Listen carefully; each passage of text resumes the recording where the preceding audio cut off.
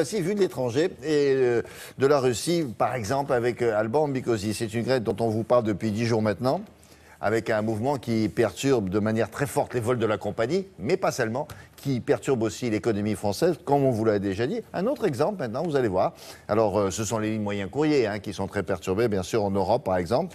2 vols ont été annulés chaque jour entre la France et la Russie. Alors, comment est-ce qu'on vit cette situation quand on est à l'étranger? Quelles sont les difficultés pour nos compatriotes et les hommes d'affaires russes, bien sûr, qui viennent ici? Bonjour, Alban, racontez-nous ça.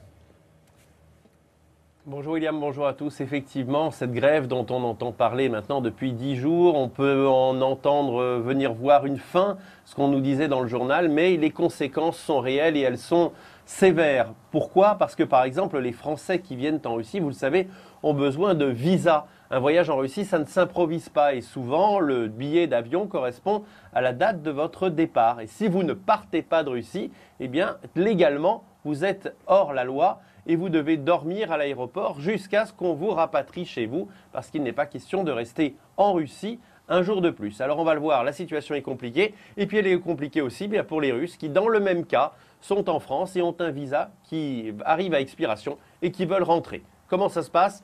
Reportage à Moscou, à l'aéroport de Sheremetyevo, avec Patrice Hacheret et Tania Tarasenkova. Un vol toutes les 2 heures.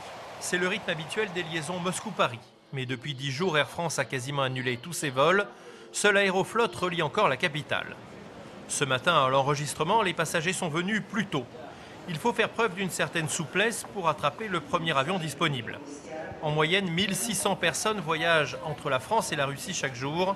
Et beaucoup ont fait un choix, renoncer à Air France tant que la situation est confuse. J'ai choisi Aeroflot parce que je savais qu'il n'y aurait pas de grève chez Aeroflot. Air France a plusieurs vols, dont certains par Aeroflot. Donc j'ai fait exprès. En Russie, un autre problème se pose. Si votre visa est expiré, vous devez théoriquement rester à l'aéroport en attendant de quitter le pays. Pour ce jeune entrepreneur breton, pas question de prendre le risque. Et voilà comment de Nantes à Moscou, il a dû faire escale à Francfort. J'aurais dû mettre 6h30 pour rejoindre Moscou en partant de Nantes. Finalement, ça m'a pris 1 journée et demie. Ce soir, je reprends l'avion. Ça va me prendre 10 heures de voyage. Et je ne serai que à Paris. Il faudra encore que je rentre en voiture jusqu'à Nantes.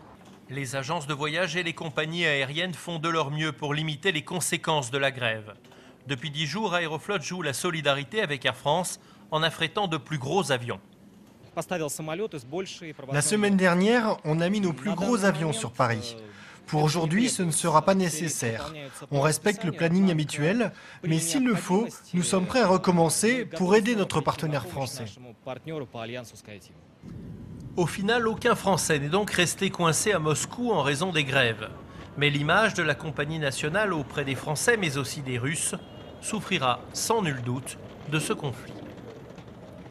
On l'a compris, ça a été dit dans le reportage, grève à Aeroflot, c'est inimaginable. M. Poutine, il ne doit pas aimer ça. Qu'est-ce qu'on fait quand on est à Moscou? Alors, on prend le train, on fait du vélo pour arriver de l'autre côté? Alors c'est vrai que la question se pose, et autant c'est simple de quitter par exemple l'Allemagne, l'Italie et de rentrer en France, autant quand on est en Russie c'est plus compliqué parce qu'il existe bien un train, mais il met 52 heures, 2 jours et demi pour relier Moscou à Paris ou Moscou à Nice. Quant à prendre la voiture, oubliez directement l'idée, c'est tout simplement interdit de traverser par exemple la Biélorussie sans visa. Donc vous ne pourriez pas venir me rejoindre en voiture, je le regrette bien. Donc quand vous quittez la Russie, vous êtes obligé de prendre un avion et rien d'autre. Absolument, ou alors le train pendant 2 jours et demi. Ah oui, bien sûr. Non, mais alors ça, c'est juste pour rigoler, quoi. Je l'ai fait une fois. Merci beaucoup. Alban, à très bientôt. La revue de presse de Frédéric Vian, la voici.